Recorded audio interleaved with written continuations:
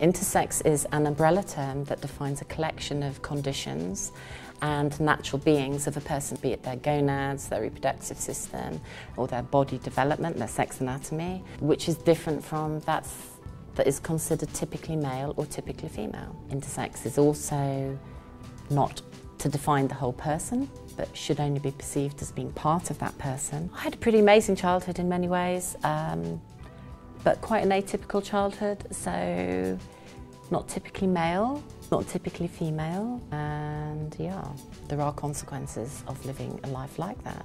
The way our world is built on man and woman and binary gender and binary sex.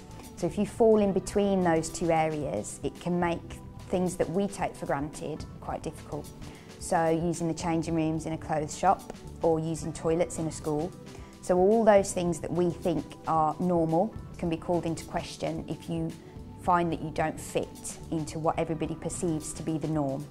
Intersex UK was founded a couple of years ago to raise acknowledgement and to raise a legal change that's required due to the fact that certain people with intersex bodies and intersex conditions may receive treatment incorrectly assigned at birth through surgery and sometimes the choice of that person to remedy that if a mistake was made when they were babies by medics.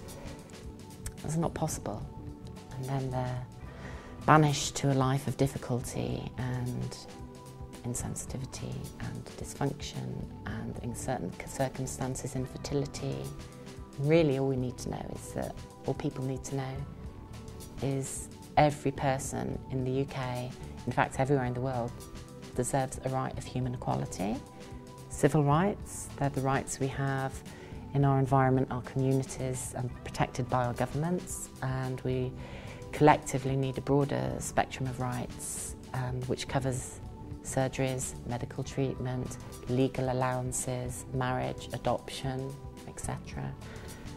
Those rights needed to be afforded to everybody.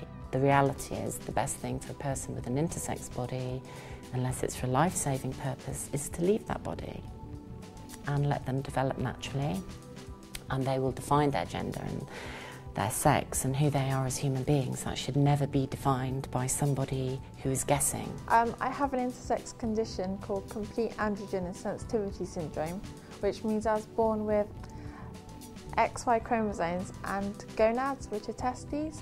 When I found out about my condition, I was 16. I was sort of feeling a bit alone and there wasn't really anyone out there and I couldn't really find anywhere to talk. So I set up a Facebook group and a YouTube because I wanted to reach out to people and get them to know that they're not alone, so they can talk to people and just see that there's other people out there with the same condition. I don't think that that people with different sexual development is ever going to mean the end of gender or sex. I would hope that it would change people's thinking towards it and that it will be a push forward to think about things differently. If you look at gender closely, it's more of a social construct. Everybody plays a part in creating gender. I believe that gender is a kind of spectrum and a kind of performance in the way that Judith Butler talks about gender. So society is already divided enough as it is. Why are you creating more divisions? Male, female, intersex, and then other people are going to invent other little categories that can fit in between. So at the end of the day now, we might end up with all 50 different categories. Because I believe now that my little section ain't been catered for, so we have to have a new name for my little category.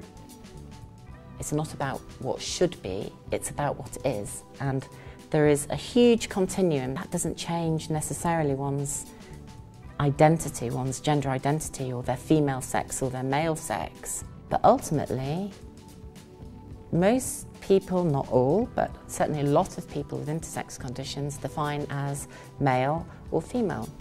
Some people with intersex conditions also define themselves as somewhere in between male and female.